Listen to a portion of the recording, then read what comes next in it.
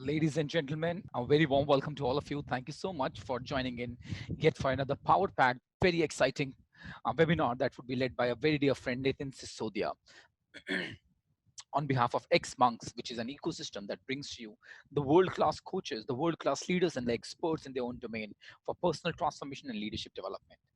If you look at what's happening in today's world, we all are really uh, fearful. We are really concerned what's going to happen in today's era and what's going to happen post COVID 19. And that is what we have been thinking about. And when we were bringing the experts together, we said, what are the dimensions that are really important to deal with today's scenario? How can we actually help people to bring coaching and different dimensions of coaching on a common platform? And that is where it gives me immense pleasure to bring to you Nitin Sisodia. Just to tell you a little bit about Nitin, Nitin is an expert. He's an expert on design thinking. He's an entrepreneur and a Stanford India Biodesign Fellow. He's a national awardee from the President of India for Innovation and Technology. Nitin is the founder of and CEO of an organization called Soham Innovation Lab, a social enterprise to develop novel solutions to improve the health income of people living in underserved regions. I've personally known Nitin for over 3 years now, 3.5 years now.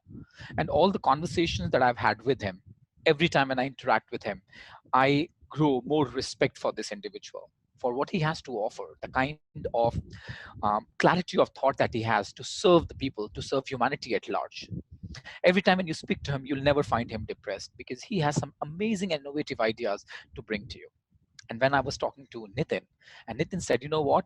I think that there's a huge need for bringing design thinking, coaching, systemic thinking together for organizations and all for all the coaches who are doing some really amazing work in their own capacities. Nitin Sisodia is going to talk about thriving in the new normal by leveraging design thinking and coaching. If you look at the terms here, originally developed at Stanford University School, this human centered method helps teams find innovative solutions to existing problems. Design thinking is used not only as a methodology to work on innovation, but as a catalyst for real cultural change towards more creativity and agility. Ladies and gentlemen, when we are talking about design thinking and coaching, what we are saying is Nitin is going to draw parallels between what coaching is, what are the basic philosophies of coaching. So when we're talking about coaching is all about an individual, that people have all the solutions. Similarly, one of the basic principles of design thinking is it is human centered. If you look at what we are doing with in coaching with individuals, design thinking does exactly the same thing with the organization. So the approach that Nitin talks about is inside out when you're dealing with individuals and outside in when you're dealing with any situation in your hand. Ladies and gentlemen, without taking much of your time, let me just introduce to you entrepreneur, award-winning design thinker by the president of the country, a very beautiful soul and a very dear friend, talking about thriving in the new normal by leveraging design thinking and coaching. Thriving in the new normal by leveraging design thinking and coaching. Nitin Sisodia. Nitin, thank you so much, my friend, for joining us for today's webinar. And I'm so looking forward. I'm personally very excited to listen to you, the way you're going to draw parallels between coaching and design thinking and how this is the answer to most of the challenges that we are facing in today's world, whether we are dealing in a small organization of 10 people or when we're looking for an ecosystem where as a government we are taking some really steps to take care of the pandemic patients, right? So over to you, Nitin. Thank you so much. Such a pleasure to have you. Thank you, Gaurav. It's a wonderful opportunity for me to interact with you all. Thank you, Gaurav, for the introduction. I know you always add more than what a person deserves. And I'm really thankful to you and to your whole team for organizing these webinar series, which is really adding a lot of value to everyone's thought process and bringing a lot of clarity of thought to individuals, to professionals, in making this whole ambiguous process more defined. So thank you so much. Thank you to XMonk for inviting me over here to talk to everyone who is attending this webinar. I know there are people who are professionals. There are human resource experts. There are students who would like to pursue their career in coaching and design thinking, and I think we are all together as a community can make a big change in this undefined and ambiguous time. So I'll start with giving my introduction a little bit. It is more than what you see on the resume that a person brings in. I'm basically from a small town, and I lived most of my life in central India, and it has given me a really interesting perspective to understand villages, towns, and people of India, and for whom I would like to design. I would like everyone to work to make a better India. So this is what my vision is. I got trained as an electrical engineer from an IT Bhopal. I did my post graduation in design from National Institute of Design. Worked in the industry. I was in India and Japan with Maruti Suzuki, designed cars for them.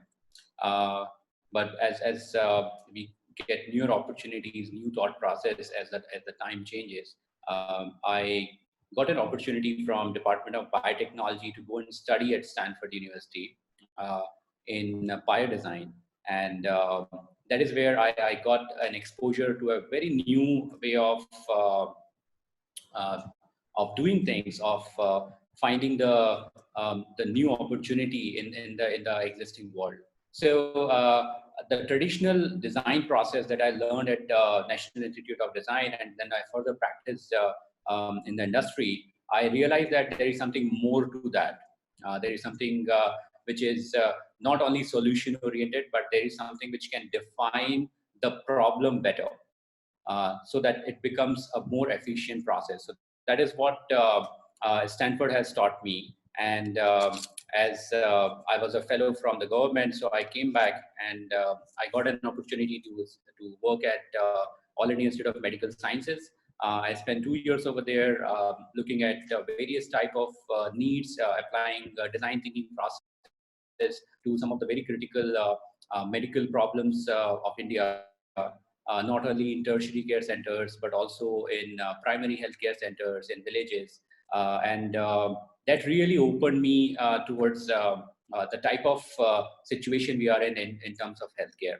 I won't dwell too much into healthcare, but I want to give you a bigger perspective of design thinking, how this tool can really help you excel in whatever whatever stream you are working, whatever industry you are catering to, and it can, along with coaching, can really bring new dimension to the world. So I'll share a presentation with you so that we have a structure of thought to that. So, as I told you, that design thinking in itself was pretty much existing in this world, and like people were talking about it. There is a pretty well-defined process, and if you go on internet, you will read about it. And there is a way of finding user needs. You will do brainstorming, find solutions, make prototypes, and test them. So this is in just what kind of a basic design thinking process tells you. But there are many nuances to this whole model. And that is what I want you to focus on. And along with coaching, how can you really make it a very powerful and impact driven process is what I want you to imbibe during this course. So design thinking and coaching is what Gaurav, are you able to see the full screen, or should I make it No, no, I can see that full screen. Absolutely, yes. okay? So design thinking and coaching is, as Gaurav also pointed out, is going to be a very interesting and important tool for coaches and consultants who are catering to the industry. So as you can see that in coaching, I'm very sure like you have gone through these 5 steps where you focus on respecting when that is the main ethos which you work with, the whole process is empathy driven, which is again a very very important part of the process of coaching. You need to really build the rapport with the person for them to bring a change in themselves and then reflect that change. So that is another important aspect of it. And there are different tools, techniques, there are methods which coaches apply to bring this change. And I know it's a very intense and very focused methodology to bring this change. So listening is a part of it, questioning is a part of it. So all these things basically goes into coaching. Now, how design thinking is slightly different in this scenario. So design thinking is something which is like slightly more oriented outside. I'll be talking more about it. But there are five main ingredient of design thinking, and it all starts with a growth mindset. So when you see industry leaders and when you go and talk to some of the management people, there is always a need to do something new. They need to grow, and that is a requirement of industry all the time.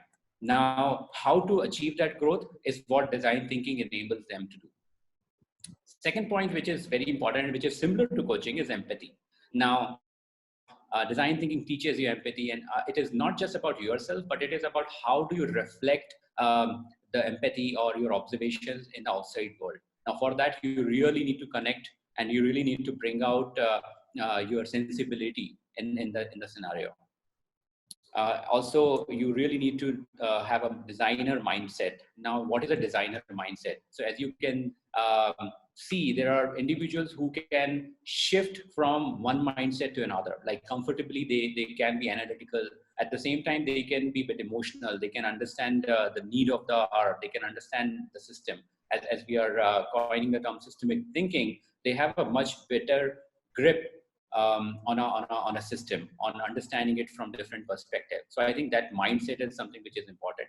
And also, again, there are tools like observations, brainstorming, which helps a design thinker or a design thinking coach to bring out impact-driven solution.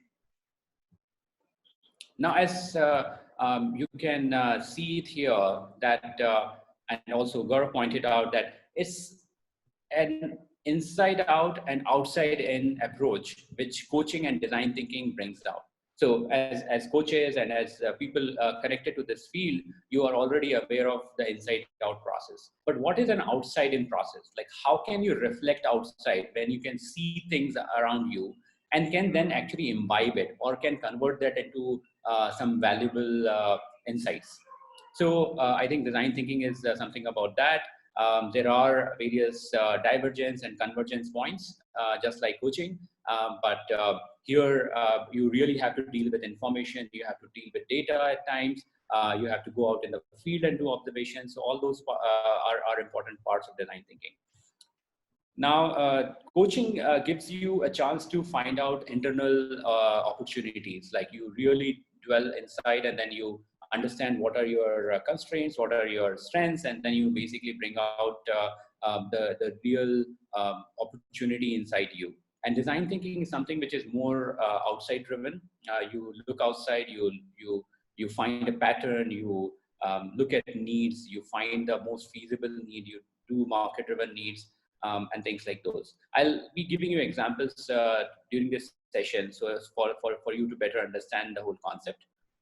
Now, as we also talked about that this can be an excellent tool for coaches to showcase and realize their true potential and scale. I think scale is the term which is going to be the most important aspect in anybody's dictionary, in anybody's professional way of doing things. So I think this is something which is important to understand while combining these two different disciplines. So before getting into the design thinking model, I just wanted to tell you that this is a very brief introduction. Most of these steps would require much deeper dive. But with the constraint of time, I will quickly take you through these steps and will point it out some of the nuances of these steps. Please feel free to note down your questions, and I would love to take it at the end of the session. So these steps, which are basically divided into strategic focus, finding needs, and then doing solutions and brainstorming, then further defining it as a minimum viable product or a prototype, and then further have a broader implementation plan is at the core of design thinking model. And I'll be briefly telling you about Shark Tank. Most of you would have seen that that serial where people pitch and raise money for their ideas. So the first step for design thinking model is a strategic focus. Now, in strategic focus, you need a core area where you are going to be working. Now, most of the time, leadership would provide you that strategic focus, and design or coaching consultant can further refine the strategic focus. Now, how would you do that? How would you refine it? So you have to ask those pertinent questions to get to the strategic focus. Now, there can be like companies who won't realize that what is out there in terms of competition, or if they really want to understand what are the future projection for that strategic focus. So as a consultant, you really need to be aware of their strengths, weaknesses, their competencies, their outlook towards that strategic focus. So I'm just going to give you a few examples. For example, there is a bank which is looking for better customer experience using home services. Now, this is a kind of a broad, at the same time, pretty well-defined strategic focus. You can further dwell in along with the client and can understand that what type of customers that they are talking about, and why only home services? Can there be like, can we keep it slightly more broad by saying that we just want to create better customer experiences? Similarly, like if there is a brand or a company which is trying to launch a brand involving millennials, how would you evaluate the strategic focus? Or a hospital which wants to launch product and services for maternal and child care. So is this a good area or a good strategic focus for a hospital chain or healthcare company to work on? You really need to talk to the management and spend a good amount of time to refine the strategic focus. So I'm coming to some of the other parts of this, which is the needs finding. So the second step to the design thinking model is needs finding. This is a very, very vast area to understand. So basically, it comprises of empathy exercises, observations, making need statements, filtering those needs, and then finding for final top few needs to solve. I know it's like too much that I'm explaining it to you, but I'll go one step by step for you to understand it. Most of you would know about the art of empathy. Like, how would you empathize and do observations and then jot down some of the observations, which later becomes needs. It's something which is very interesting to understand, that most of the good products and services which you currently see around you are driven by these empathy driven exercises. Like, even if you see, if you have a computer which works really well, if you have a product, if you have an app which you really like, you will find out, if you really focus, you will find out that there is someone, or there is this company which has really focused on the need of the customer. They have done the design thinking process to reach to that unique insight and then further presented the product or service to you. So that is the magic of empathy-driven design process, which leads to good products and services. Now, the needs finding is exercise also comprises of unbiased observations. Now, when you are going and finding needs in certain scenarios, for example, there is a healthcare industry where which you are catering to, you need to find out a kind of area or a immersion area where you are going to be focusing on, and you will do all your observation in that particular area to find those particular needs. So in fact, the whole team which is participating in design thinking process will be doing their observation in that immersion segment, and shadowing doctors or nurses or salespeople, and then just jotting down their unbiased observations. So that is the way to do observations and then generating needs. So the whole process of generating needs is very unbiased, and you look for maximum number of observations. So this is how you generate maximum number of needs, and that then you further filter them down and find some top needs based on certain filters. I'll be explaining that to you in further slides. I just wanted to give you an example of one of the area that we worked on for Bill and Melinda Gates Foundation and IDO. We got to understand the needs of farmers in central India. Now, this is one picture which talks a lot about different kind of needs which are there with this farmer. So they make jaggery out of sugarcane, but it's a very tedious process. So there is a problem of electricity, there is a problem of watering the plants, there are many uncertainties around the availability of sugarcane versus consumption of sugarcane and things like those. So we jotted down all different kind of observations in this particular setting. And then when we figured out that, okay, there are like some 500 observations that we have made, we converted all these observations into need statements. And I think that is something which is very interesting, how to convert those observations into need statements, because that gives you a much better grip on the whole segment, and then you can further filter them down. So this is then further published. These top 56 needs of Indian farmers got published on the IDO website. And I'm giving you another example of needs that I have observed in medical segment. So we keep on observing, we keep on jotting down some of these observations. This is a page from my sketchbook, which you can see where I've observed different kind of things, and so you can do any kind of basically capturing of these observations. You can draw, you can write, you can basically take every other kind of observation which you are seeing in that setting. And then the way to convert these observations to need statement comprises of making this into a very structured statement. So for example, you will write down an observation in the form of a way to improve, increase, or shorten the time.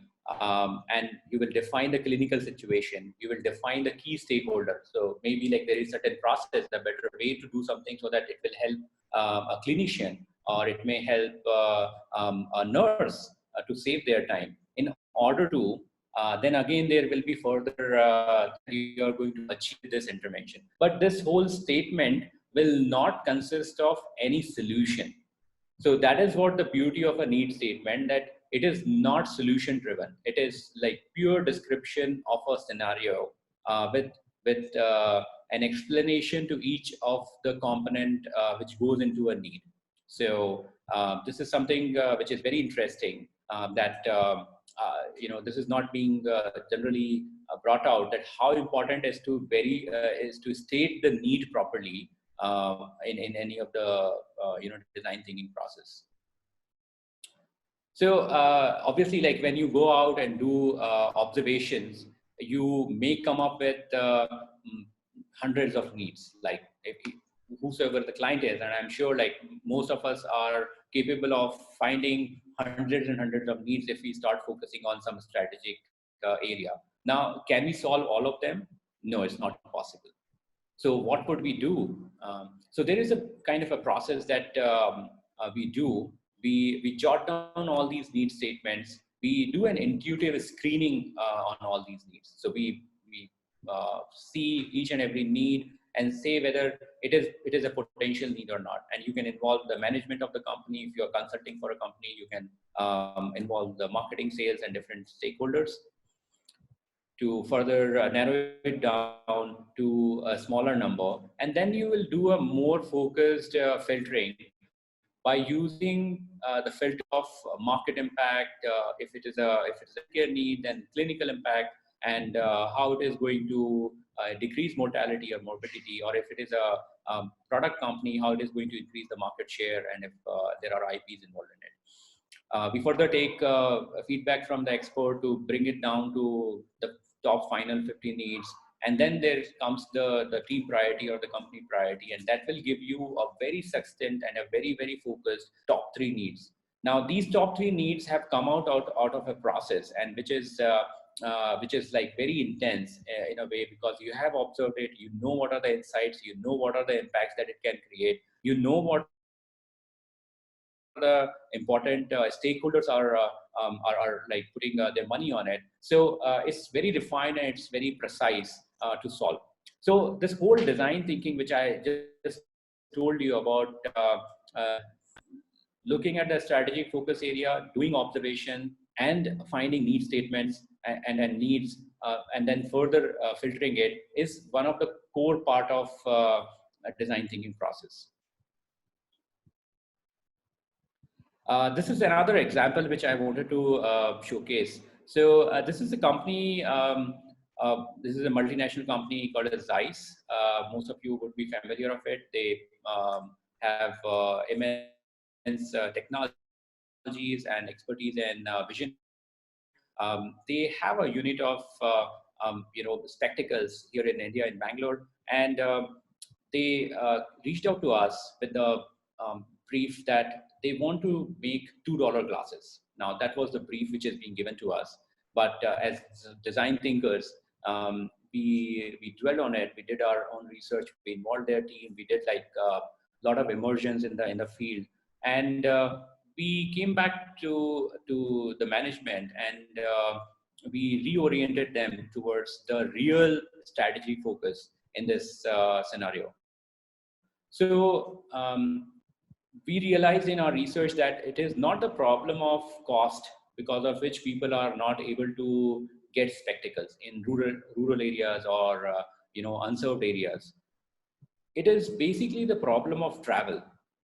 So most of the women, elderly, children, they won't be able to travel to cities to get themselves checked for refractive error, and there are no doctors around.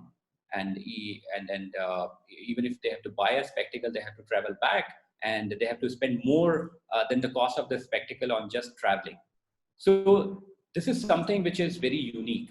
So if you can provide screening tools, or if you can enable someone in the village itself to do the screening using modern tools, can solve the problem.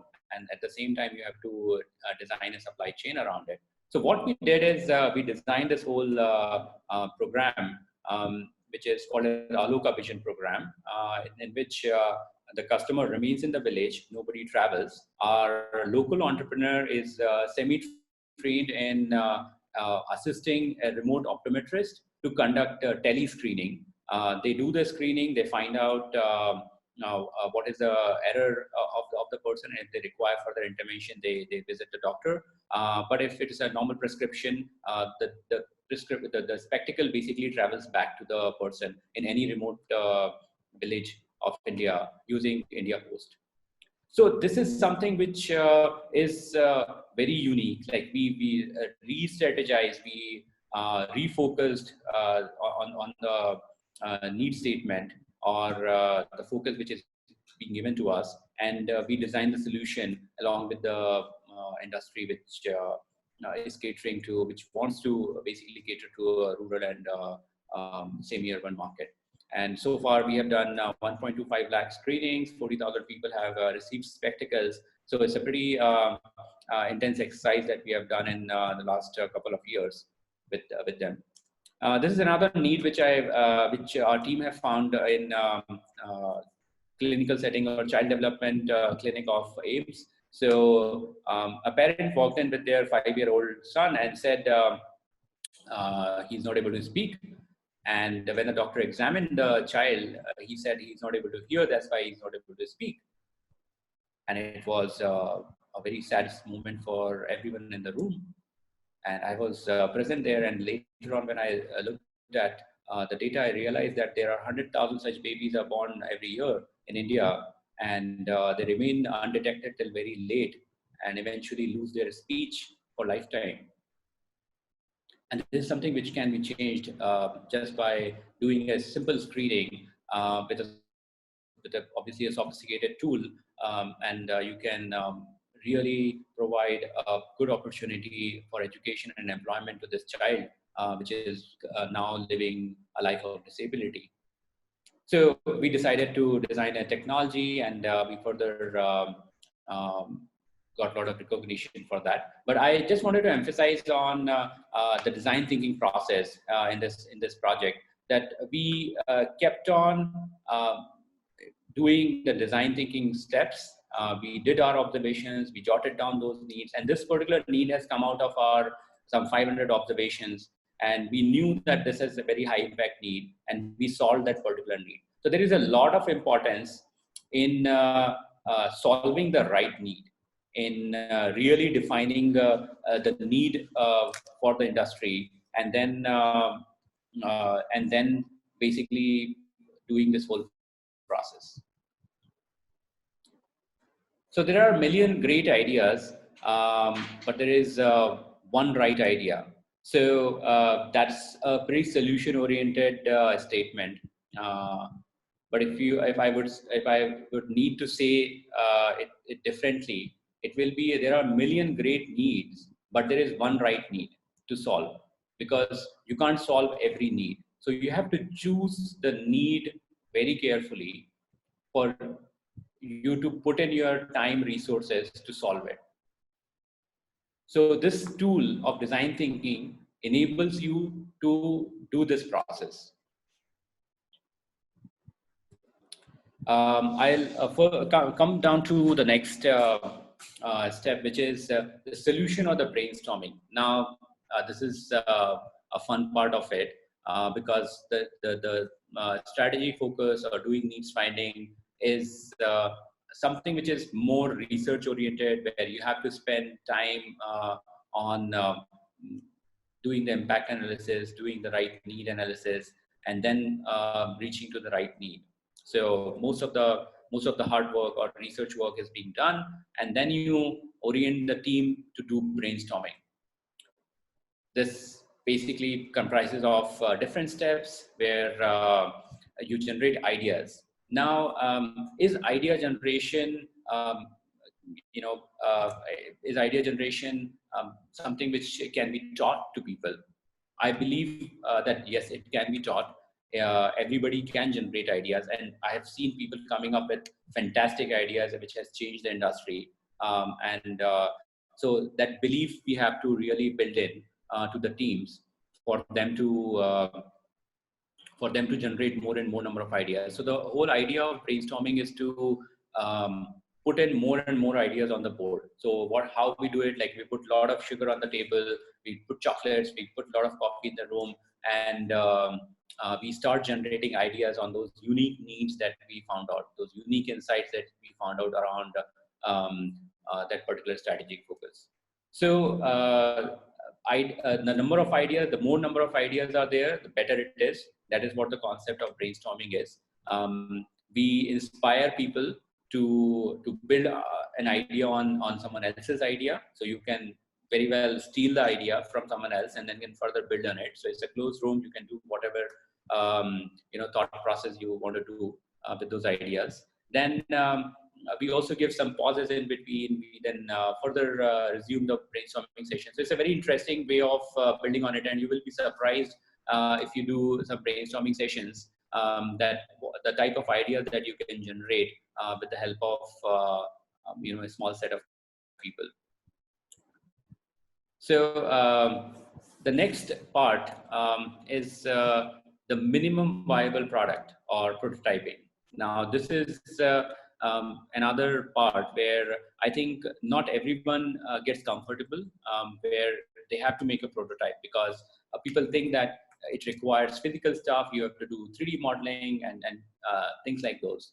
But the prototype making, or making a minimum viable product, um, the mindset needs to be changed. You really need to enable a team like who might not have dealt with making prototypes, to make very basic prototypes. Like it can be a look-alike prototype, it can be just a semi-working prototype, but it is just a kind of a representation of your idea. Because when an idea translates from paper, like when you have just written it down, to a kind of a possible prototype, like this is my new idea looks like this, and when you take it to someone, it has already adds a new dimension to it. So it has already gone from a 2D to a 3D form, and that is where it really adds value to the concept. So it's a very interesting and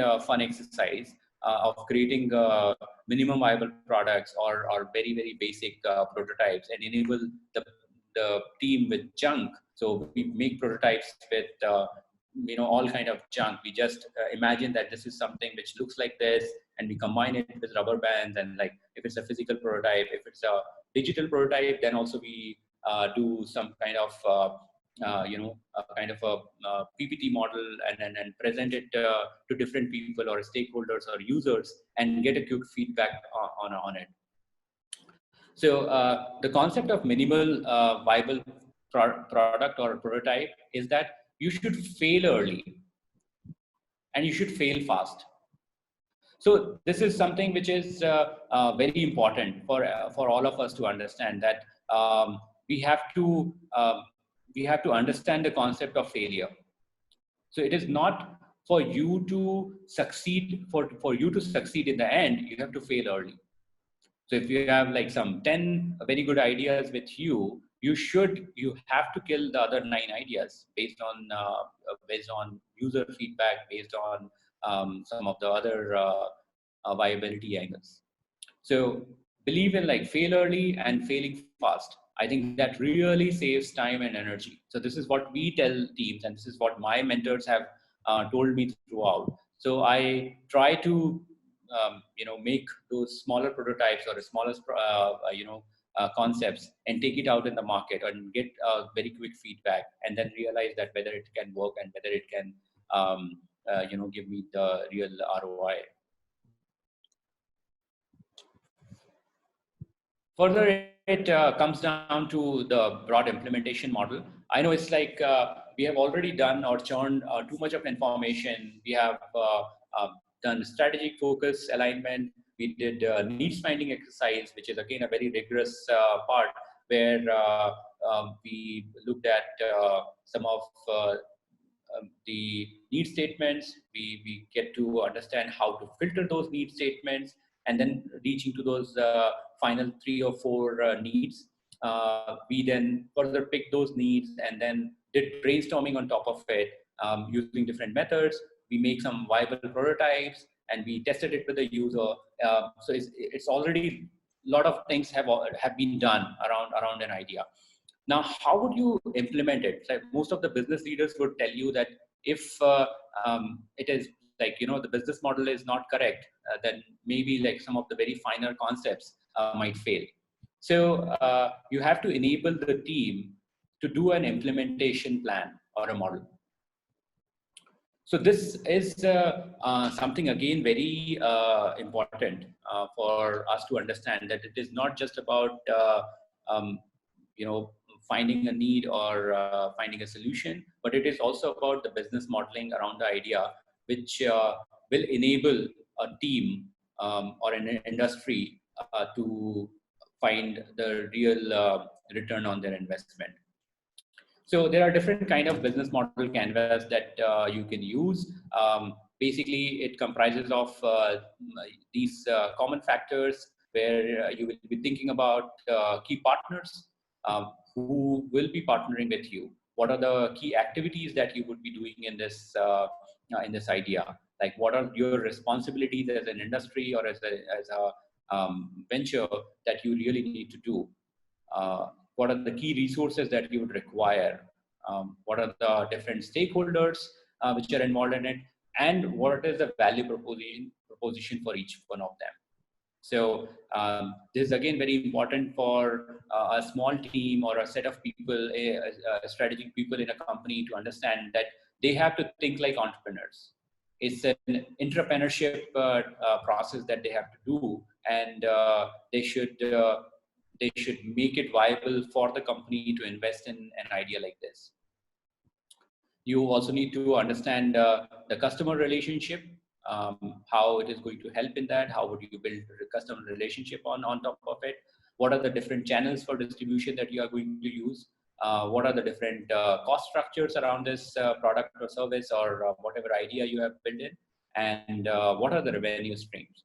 So once this business model is ready, then you can say that yes, we have reached to a stage where we can take the idea out. So this whole rigorous process I have done with various industries, from pharma industry to agriculture to medtech to product companies, and I have seen a lot of enthusiasm coming out from participants, and if it gets embedded into the culture of the company, I think it's very infectious. It can everybody would like to do it in their own way. So I would suggest you to definitely experiment with it. The last part of it, design thinking process, what we do is the shark tank. Now, the Shark Tank, basically, as you have seen, and most of you must be aware of it, that you will be pitching your whole project in front of a set of investors. Now, obviously, if it's an industry setup and a company setup, you would be inviting the top management, the key top management, to come for Shark Tank and evaluate the ideas of the team. So everyone will be asking questions. Every team would, if there are like 15 participants, you will divide them into 3 groups.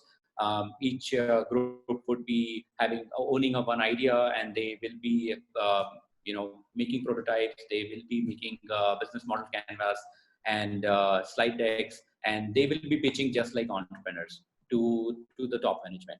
And the top management has to really put in their effort to evaluate these ideas, because maybe one of these ideas can really change the product outlook or the future projections of the company. So this is again a very interesting process. I won't dwell too much into it, and we'll go on again to this slide, which talks about design thinking and coaching. I hope during this conversation, when I told you about design thinking process, you must have realized that how it is outside in process, where you get a lot of observations, a lot of needs just by dwelling into a kind of a situation. You can apply this in the industry. You can train people to become good design thinkers, and so that they can utilize this process for the industry.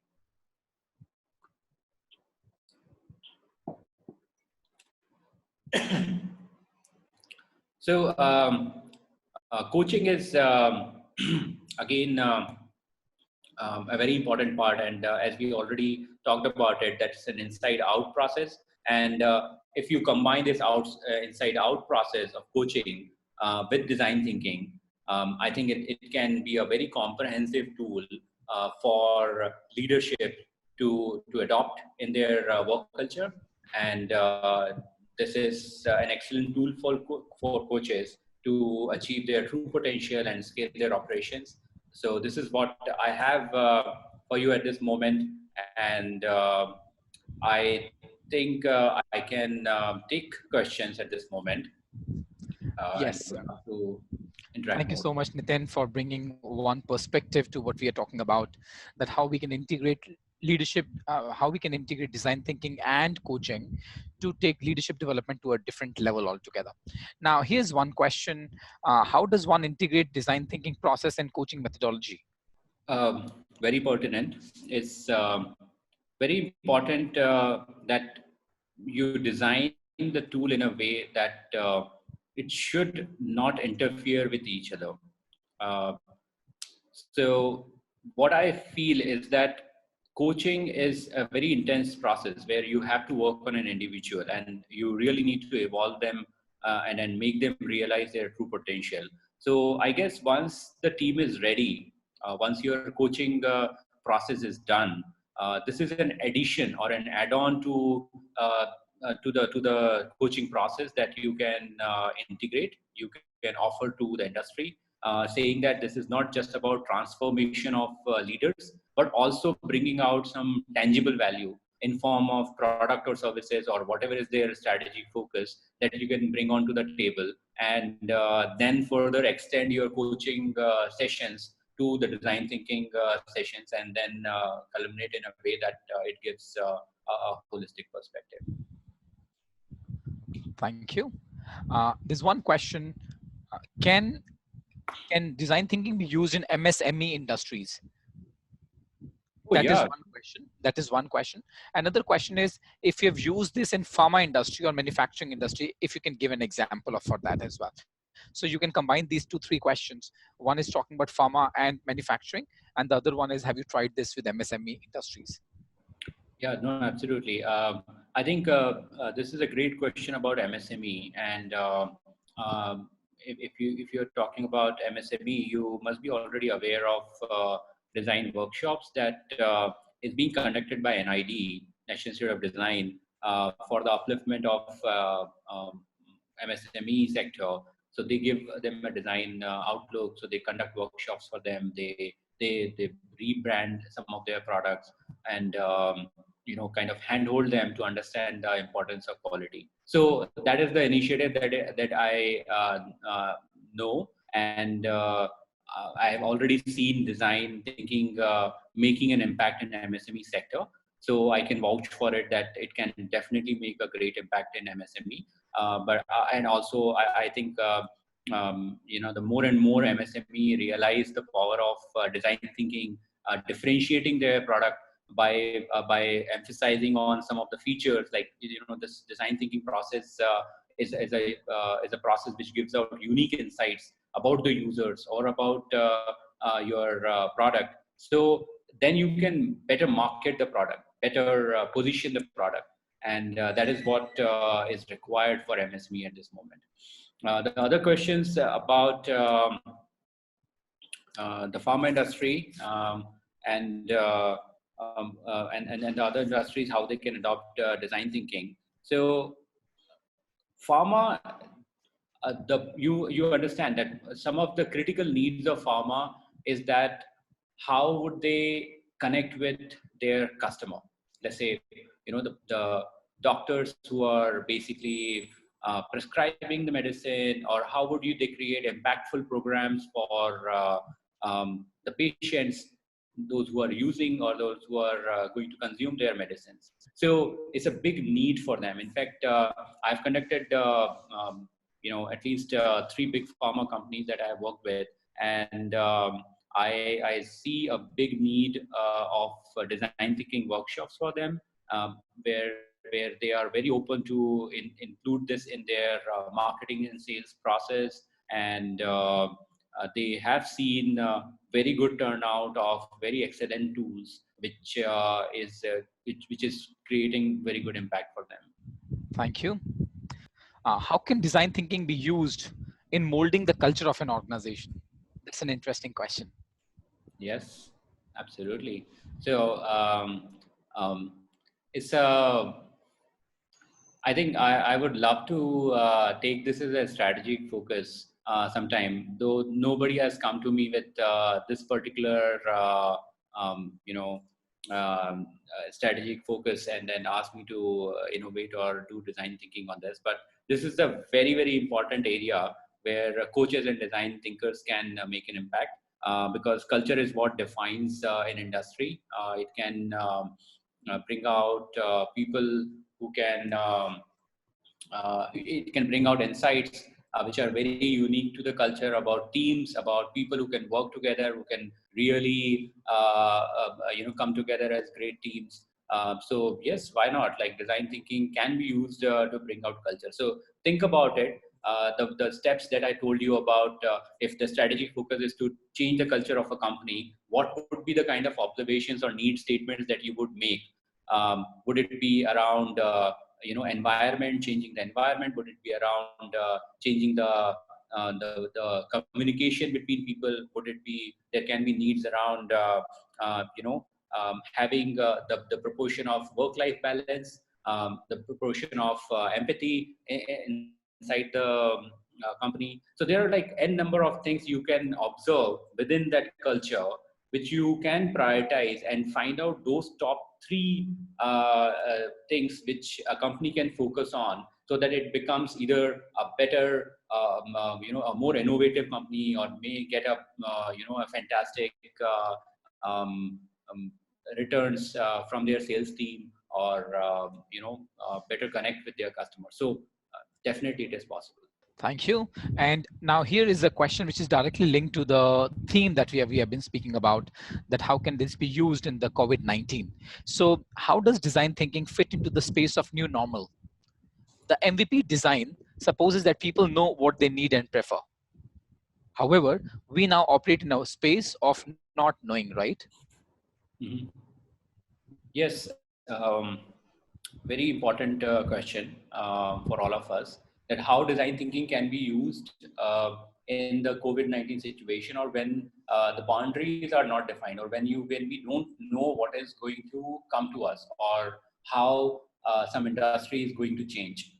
Uh, I would think, and what I personally believe in, and how design thinking is helping me, my industry, and also the industries that I'm working with.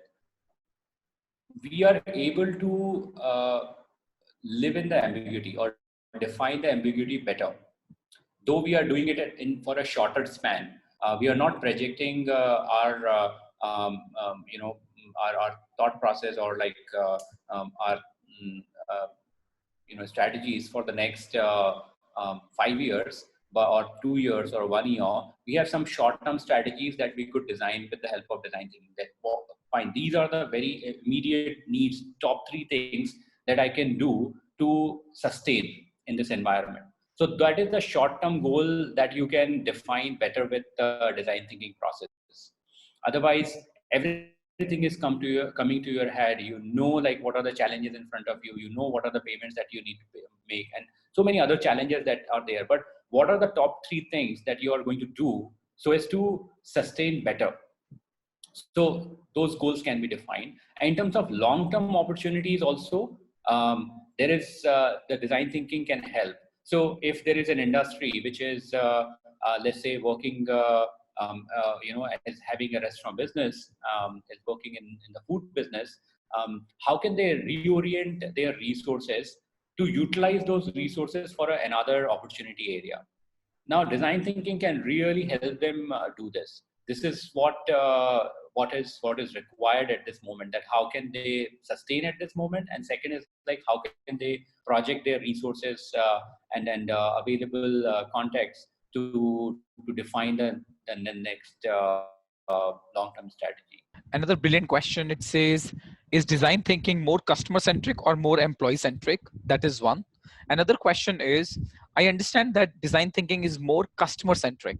Can you elaborate that with an example where you helped an organization come up with a beautiful product? Mhm. Sure.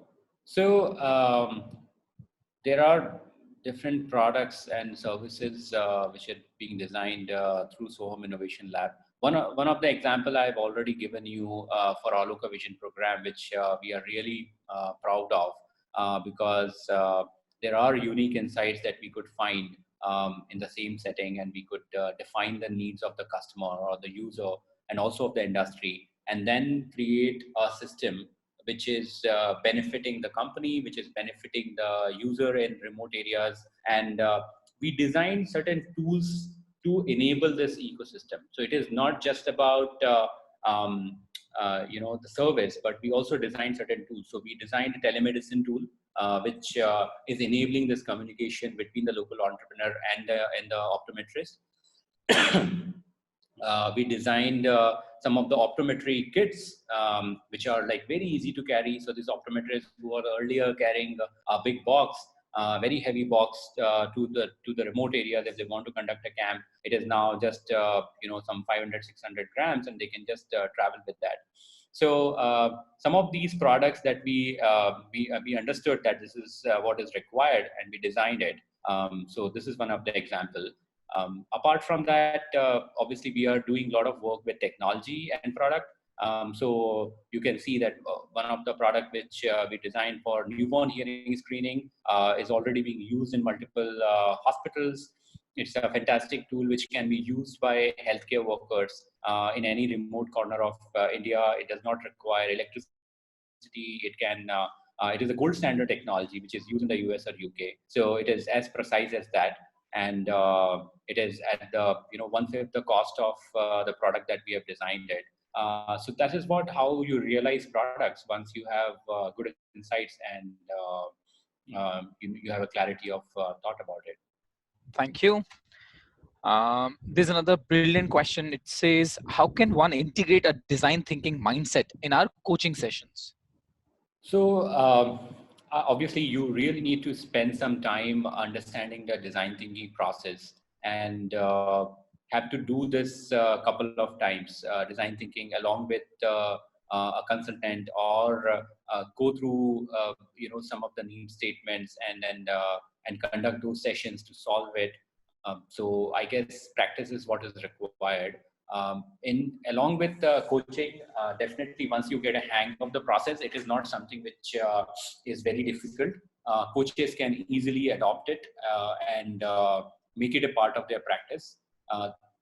Most important thing is that you draw parallels, like I told you about empathy. So during the empathy exercise, you can give example that this how empathy can also be used to find newer opportunities in businesses or in the sector which that particular participant is working in. So I guess like some of the examples, the initial introduction to design thinking workshop, and then further doing a live project, I think is something which coaches should do first, and then further propagate it to the industries. There are two similar questions, Nitin, and I would like to start with this one. Is this not somewhat similar to re-engineering? Mhm. That is one. And how is it different from why analysis? So these are two different questions. Yeah. So I will answer the second question first, which is why phenomena. In fact, it's not just about why. It is about uh, why, how, and what. So there are three components to it, like why, what, and how. So why do you do this? The same process goes into engineering or re-engineering, processes where you try to optimize, where you try to re-engineer, where you just bring in something and you break it apart and then you again put it together. But when it comes to innovation, when it comes to creativity and agility, it is about thinking it from a different perspective. So, as you must have seen when I was explaining you about need statement parts, or finding out those hundreds of needs, it is not constraining you. It is like opening you up. It is more of a divergence which you are creating. So you are giving more space for creativity over there. So you may be, you may come out with a service solution. You may come out with a product solution. You may come out with a question on why should we work in this area, things like those. So it is like giving all kind of possibilities which is not there in the re-engineering approach or things like those. So it is not about why, but it is about why, how, and what to solve. Yeah. Thank you, Nitin. There are a couple of questions that asking how is coaching and design thinking can if they can go hand in hand. Please share a few examples of both married together and there were results. And there's another similar question. It says, yeah, so these are two, three questions around that. Just to quickly share with regarding this question is, the moment we bring the inside approach from coaching and the moment we bring the outside in approach from design thinking, when they actually marry this, it helps us not only to look at the individual and look at the behavior shift, but also influence the condition that the individual is working in. Because using the design thinking, we can address any of the challenges that we are facing. It could be a product challenge, or it could be a culture challenge, or it could be a process or a system challenge.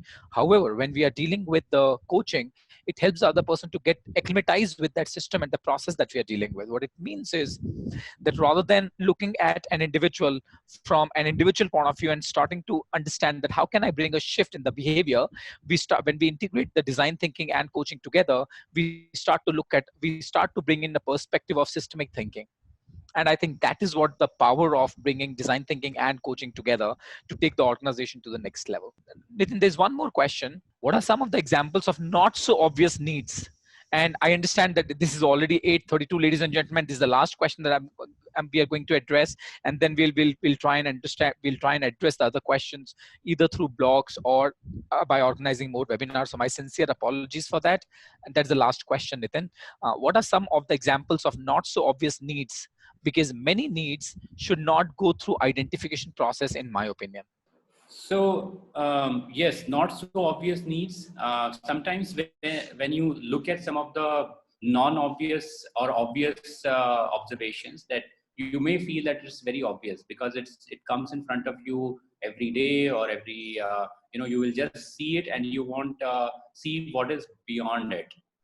I'll give you an example. I was in a hospital setting, and it was an emergency setting, and they asked us to do kind of an observation that how can you make the whole emergency department more effective. So one of the observation over there was that there is an ambulance which used to come and used to take, so obviously the ambulance is bringing in a patient who is like very critical, and every minute, every second is precious, and it takes approximately 45 seconds to park into that area. So it has to take a reverse and has to come back, and then this whole process is taking another 45 seconds. So that is like a huge amount of time which is being spent in just transferring the patient and bringing it out. Like, how can you really make it better by saving those 45 seconds? And like, you must be aware of those 5 golden minutes and other things, and can save, it's a matter of life and death. So something which was very obvious, that this is something, is not very important. But then when you analyze it further, when you look at like underneath the insights, then you know that, okay, whether it is important or not. And initially, you just need to observe. So that is what the importance of observation is, that you need not get biased. You just have to keep on observing. You need to keep on jotting it down. It is later you will you understand it from different angles. Like, you will look at the market impact. Very, very simple observations can lead to fantastic products and services. So that is what the design mindset is. And I can give you n number of examples connected to that. I don't know if I have that time, but I would love to point you out to some of the websites. You should see like very simple observations. Like, for example, in when there is an accident which happens, you don't know what has happened to that person, and you really need to stabilize the person. Generally, people just put them into an ambulance and then transfer them. But most of the injury happens during that process of transferring them into a vehicle or an ambulance. So you can imagine, like, this is a very trivial observation, but when you realize it, you can stabilize the patient in that particular zone better, so as to get better outcomes. So this is just an example that I'm giving you for understanding the importance of non-obvious observations. Thank you so much, Nitin. And there are many questions. One such question is trial and error, piloting, proof of concept are are a part of design thinking. How does it work in the coaching scenario? Another question is how design thinking process can be used for deciding appraisals and rewards and recognition criteria. Uh, Tell me more about the protocoling process that you have spoken about, and how does the Shark Tank um, concept can be applied there. Design thinking is an excellent tool to identify a need on products and services in industry. How do design thinking in identify need of coaching in the coaching session? Since design thinking is based on empathy and exploring needs, I see possibilities of using it in self-discovery and client needs, as well as the systemic organizational needs perspective, both inside out and outside in. Please comment. So there are many questions at the same time. There are several questions on the comment as well, but I understand because of the paucity of the time, we'll have to say goodbye to each other, and sincere apologies, we could not address all the questions. Would love to, in case you think that this session was useful, please do write to us, and we'll be more than happy to organize another session. In fact, Nitin is he's an expert where he brings these two concepts together, and we lead a program together, the using the inside out outside in approach, bringing the design thinking and the coaching together for the organizational development, the systemic thinking. So ladies and gentlemen, thank you so much once again for all your trust.